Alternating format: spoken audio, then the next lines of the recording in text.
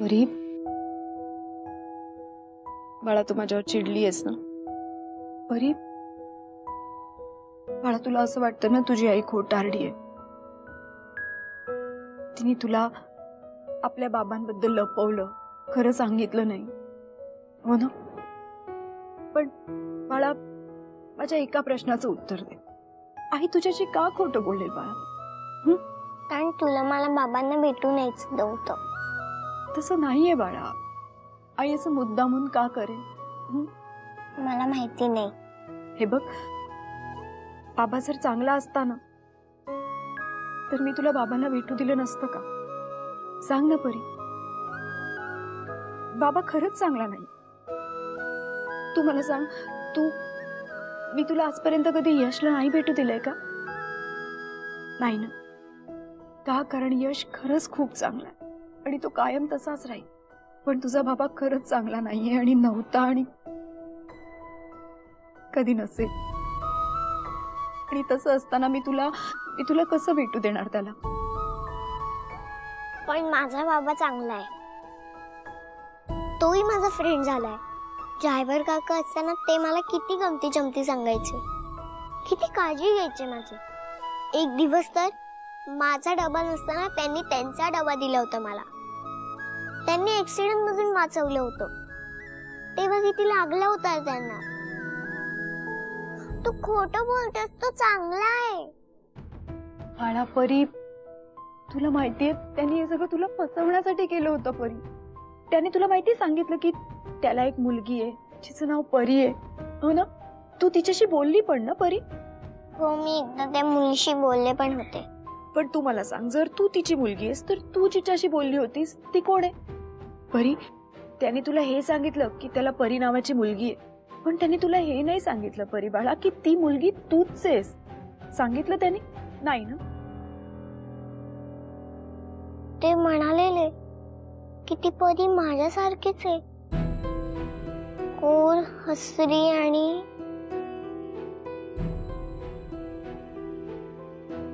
आई. परीची आई तिला त्याला भेटू देत नाही. तो परीच्या आईला घाबरत होता. परीची आई म्हणजे तू ना, म्हणजे तो तुला घाबरत होता. कारण मी तुला त्याच्यापासून लांब ठेवलं होतं बाळा. म्हणून तू झाल्यापासून कधी तो आलाच नव्हता. तू पोटात होती तेव्हापासून कधीच तो तुला भेटायला आला नाही. आला नाही ना? तुला आठवते त्याला शोधत इथे बॅड अंकल्स यायचे, तू किती घाबरायचीस. पण तो कधी आला नाही? आला ना. त्याला कधीच आपली काळजी नव्हती परी. आई, ड्रायव्हर काका मला तुझ्याबद्दल आणि माझ्याबद्दल सांगत होते. त्यांनी मला सांगितलं पण होतं त्याच्या परीला चित्र पण काढायला आवडतं. मला पण आवडतं. एकदा तिची आठवण येऊन ते रडले होते. किती नीच माणूस आहे हा. इवल्याशा माझ्या परीला खोटं सांगून मॅनिप्युलेट केलं. मी एकदम त्याच्या परीसाठी असं म्हणाला होते. हे सगळं मुद्दामून केलं त्यांनी बच्चा. हे सगळं मुद्दामून चाललं. आज त्यांनी हे सगळं मुद्दामून येऊ दिलं तुझ्या समोर की तो तुझा बाबा आहे म्हणून. म्हणजे तुला आजही सांगायचं नव्हतं मला? नाही बाळा, तसं नाहीये. तुला जर असं वाटतं ना तुझी आई खोटं बोलतीये तर तू काका काकूंना विचार. बस मला फ्रेंडशी बोलायचंय.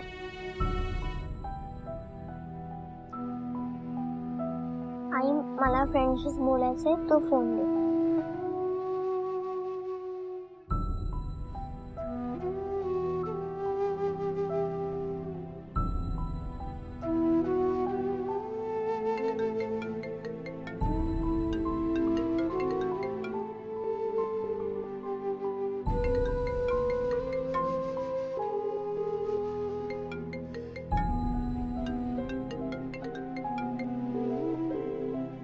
हा फोन का उचलत नाहीये?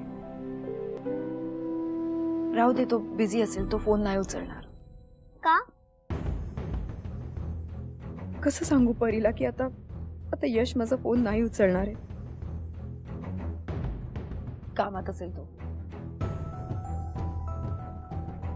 अजून एकदा करून बघते ना.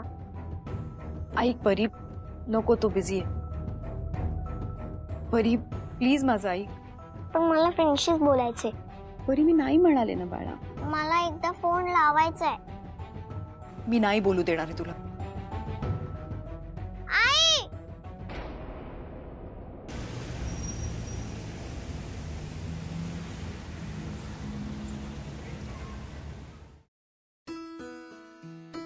पप्पा कामात आहात का? काय का काही विशेष? नाही नाही काही विशेष नाही. मी थँक्स म्हणायला आले होते. थँक्स कशाबद्दल? पप्पा ते तुम्ही पुढाकार घेऊन तुमच्यातला आणि विश्वजित मधला गैरसमज दूर केलात. तुमच्या समेट घडावा म्हणून मी स्वतःहून पुढे आलात, त्यांच्याशी बोललात, त्यांना समजून घेतलात म्हणून तर. अरे पुरे पुरे पुरे एवढं काय मी फार मोठं काही केलं नाहीये. नाही काय झालं, माझ्या सासूने माझे कान पिळले ना, माझी कान उघडणी केली म्हणून हे सगळं शक्य झालं. तुमची सासू? हो. काय झालं, त्या दिवशी ती इथे आली, ओरडली, म्हणजे मला म्हणाली की तुम्ही कसे चुकताय ते दाखवलं, आपल्या नवऱ्याची बाजू मांडली. ती सासू. सॉरी ना पप्पा, मी म्हणजे आपलं ते. अरे सॉरी काय, मी मनापासून बोलतो. त्या दिवशी येऊन जर तू अशी माझी कान उघडणी केली नसतीस ना, तर कदाचित मी असा विचार केलाच नसता ना. पप्पा एक विचारू? विचार ना. मी त्या दिवशी तुम्हाला जे बडबडले त्याचा तुम्ही अजूनही राग तर धरला नाहीये ना? असं वाटतंय का तुला? नाही म्हणजे मला काही समजतच नाहीये. नाही, राग तर आहेच मनामध्ये, म्हणून तर मी रागातच म्हणालो सासू. हो ना, मला वाटलंच होतं पप्पा की तुम्ही रागावला असाल म्हणून. पण पप्पा मी तरी काय करू सांगा ना. त्या दिवशी ना विश्वजित पुन्हा दारू पिऊन आलेत आणि मी इतकी घाबरून गेले होते, असं वाटलं होतं की म्हणजे इतक्या वर्षाचं हे व्यसन आता कुठे सुटलं होतं. पुन्हा तर हे व्यसनाच्या आहारी जाणार नाहीत ना. मी खूप घाबरून गेले पप्पा. आणि त्यात ना दारूच्या नशेमध्ये ते असे काहीतरी बरळत होते, मला काही सुचतच नव्हतं, म्हणूनच मी इकडे आले. आणि म्हणून मी तुझ्यावर रागावलो कारण हे तू खूप उशिरा सांगितलंस मला. कदाचित 15 वर्षापूर्वी जर तू अशी रागावली असतीस ना, तर हे सगळं वेगळंच काहीतरी घडलं असतं ना, तेव्हाच घडलं असतं. म्हणजे माझ्यातला आणि विश्वजित मधला बोला संपला असता, तणाव संपला असता. पण हे सगळं मिथिला तू एकटीने सहन केलंस. तू त्यावेळी जर बोलली असतीस तर कदाचित सगळ्या गोष्टी वेगळ्या घडल्या असत्या. पप्पा तुम्ही ना, मी तर घाबरलेच होते. मला वाटलं की तुम्ही अजूनही चिडला असाल. माझा हरवलेला मुलगा तू इतक्या वर्षांनी मला मिळवून दिलास, मी कशासाठी रागवू तुझ्या? सांग. पप्पा अजूनही एक गोष्ट आहे मनात. बोल. एकदा यशच्या मनातल्या शंका कुशंका दूर झाल्या तर, म्हणजे यशने बोलणं टाकल्यापासून ना विश्वजित दररोज यशसाठी लिमलेटच्या गोळ्या घेऊन येतात. हो, त्यांना असं वाटतं की म्हणजे आज तरी यशचा राग गेला असेल, आज तरी त्याच्याशी बोलायला मिळेल, आज तरी त्याला लिमलेटच्या गोळ्या देता येतील. ते ना दररोज माझ्याकडे चौकशी करतात. पण यशचा राग मात्र काही राग नाही, विश्वासघात. काय आहे, विश्वजित हा त्याचा अत्यंत लाडका काका आहे. त्यांनी सत्य लपवलं हा राग आहे. आणि तसा तो माझ्यावरही रागवलाय. पण मी समजावीन त्याला, समजूत काढीन त्याची. मी आपल्या लाडक्या काकावर फार काळ तो काही रुसू शकणार नाही, नाही का? डोंट वरी, सगळं काही व्यवस्थित होईल. थँक्यू पप्पा, येते मी.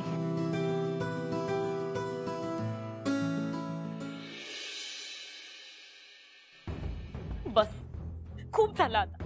मी आताच्या आता यश सर आणि आजोबांना जाऊन सांगणार आहे की नेहाची यात काहीही चूक नाहीये, तिला फसवण्यात आलंय. थोडं शांत व्हा, रागराग करू नका आणि मोठ्याने बोलू नका, लोकांच्या कानावरती पडेल. मला तुमचा कन्सर्न कळतोय. नुसतं कळून काय उपयोग आहे सर? मला पटतंय सुद्धा, पण पटून सुद्धा कळून सुद्धा आता तुम्ही कसं प्रूव्ह करणार आहात की नेहा इनोसंट आहे? काय सर प्रूफ काय करायचं त्यात? नेहा इनोसेंट आहे तर आहे ना? तुमचा विश्वास नाही का तिच्यावर? माझा विश्वास 200% आहे, पण आता फक्त गोष्टी विश्वासावरती सॉल्व्ह होण्यासारख्या राहिल्या आहेत का? आता गोष्टी जरा वेगळ्या लेवलला आहेत. वेगळं झालं, कुणी काही भलतं सलतं पाऊल उचललं तर मला ते नकोय शेफाली. मग काय तिची चूक नसताना तिने सफर करत राहायचं का? कोण म्हणतंय नेहानी सफर करावं? पण आता परिस्थिती वेगळी आहे. दोघंही ऐकून घेण्याच्या मनस्थितीत नाहीयेत, मी हे सांगतोय. ऐका, तुम्ही माझं एवढंच म्हणणं आहे की नेहाशी किंवा यशशी आपण हे शांतपणे बोलू. सर त्यात खूप वेळ जाईल. एकतर नेहा धड काही सांगत नाहीये, तिच्या मनात राग असेल ना तर ती दाखवणार नाही सर, आणि दुसऱ्या कोणाला त्रास होऊ नये ना म्हणून ती गप्प राहील. ठीक आहे, मग काय करायला पाहिजे तुम्ही सांगा. मग आता तुम्ही यशशी किंवा नेहाशी जाऊन हे सगळं बोललात, तिरीमिरीत त्यांनी डोक्यात राग घालून घेतला आणि यशने समजा नेहाला घटस्फोट द्यायचं ठरवलं तर काय होईल? कुठल्या भावात पडेल? आणि मग ह्या सगळ्याला जबाबदार तुम्ही असाल. चालेल का तुम्हाला हे? काय बोलताय सर तुम्ही? तुम्हाला कळतंय का? असं काहीही घडणार नाहीये. नेहा आणि यश सरांचा घटस्फोट होऊ शकत नाही. हेच म्हणतोय, असं होणार नाही आणि ते होऊ नये म्हणून आता थोडं शांत व्हा. इथे बसा, माझं ऐका प्लीज, इथे बसा.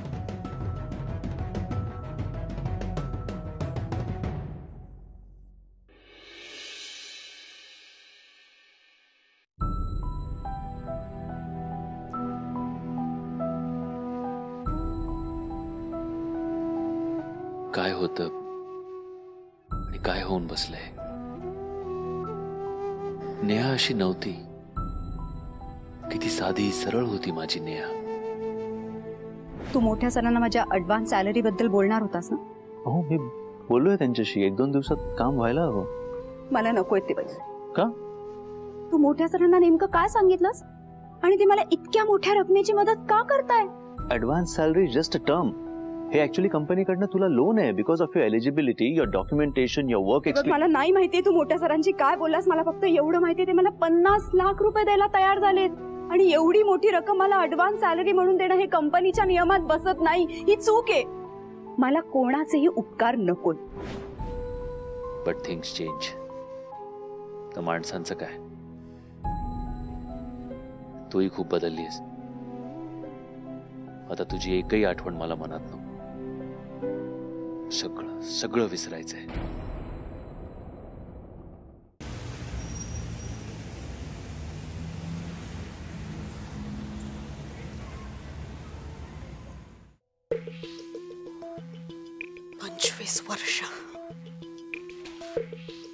पंचवीस वर्ष मी जिवंत ठेवलेलं भांडण काल मिटलं. 25 वर्ष.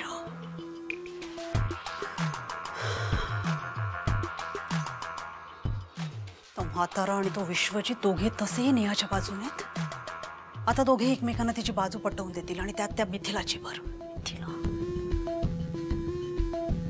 उद्या जर मिथिलाने पुढाकार घेतला तर ही लोक नेहाला परत या पॅलेसमध्ये आणू शकतात.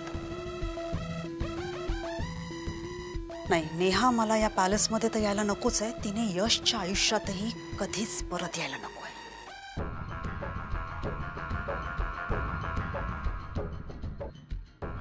मला वाटतं नेहा यशच्या आयुष्यातून निघून गेली तरच यश पूर्णपणे तुटेल. आणि एकदा का यश पूर्णपणे तुटला की मला जे त्याच्याकडून करून घ्यायचंय ते मी सहज करू शकेन. कोणीही मध्ये आलं तरी काहीही फरक पडणार नाही. Yes yes yes.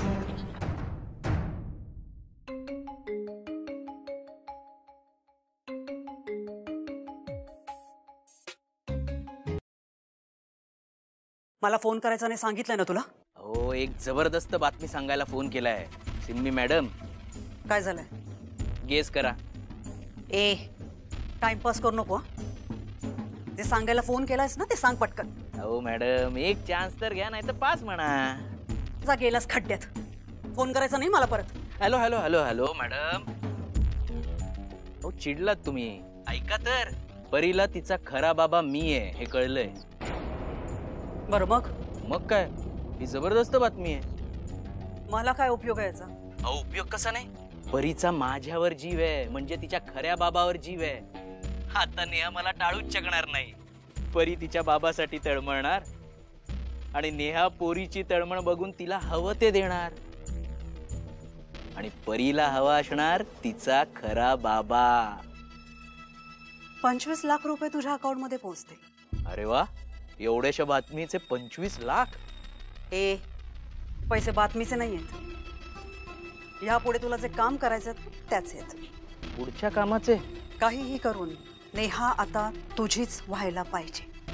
लक्षात येतंय? यश नावाचं चॅप्टर नेहाच्या आयुष्यातून कायमचं संपलं पाहिजे. ते परी, तुझी मुलगी आहे ना, वापर कर तिचा. इतकी वर्ष बापाविना राहिली ना, ती तळमळते ना तुझ्यासाठी. वापर कर तिचा, काहीही कर. पण त्या परीच्या हट्टापुढे नेहाला काही सुचायला नकोय. तिने तुझं सगळं म्हणणं मान्य केलं पाहिजे. लक्षात येत आहे? डोंट वरी सिम्मी मॅडम, तुम्ही काही टेन्शन घेऊ नका. आता यशच काय, यशचा बाप जरी आला ना तरी आपल्याला अडवू शकणार नाही.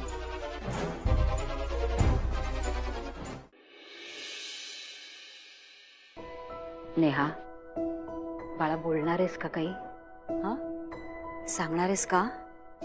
तुला कोणी काही बोललं का? देव सुद्धा ना परीक्षा बघतो. अगदी आली की चारही दिशाने संकट येतात. कुठे लढू, कसं लढू असं होतं बघ. हे बघ, तुझं दुःख तर आम्ही कमी करू शकत नाही, पण साथ तर देऊ शकतो ना. काही मार्ग निघतोय का हे बघू शकतो. पण बाळा, त्यासाठी तुला काय झालं हे सांगावं लागेल ना. हा, यश काही बोलला का? त्याच्या घरचे काही, मग आपल्या चाळीतलं कोणी काही बोललं का? काय झालंय नेहा?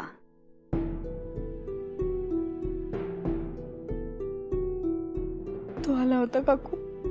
कोण? अविनाश? काकू तो आला होता आणि तो मी व्हिडिओ करायचा विचार केला.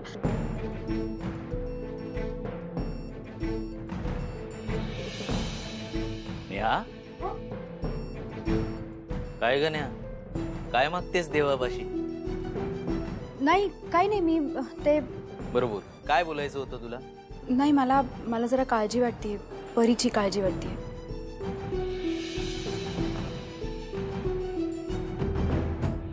काय ऐकायचंय? मी खोटं बोललो हेच ऐकायचंय ना?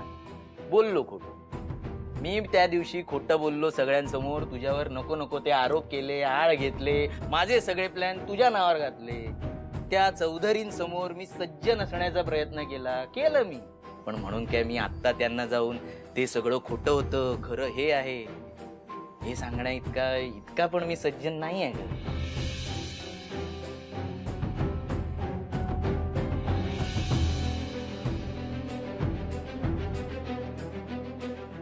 तू रेकॉर्ड करतेस?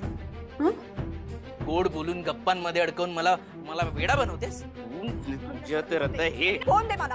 Avinash, phone please. ते डिलीट नको करू. अविनाश, केला डिलीट. परी, ए परी बाळा,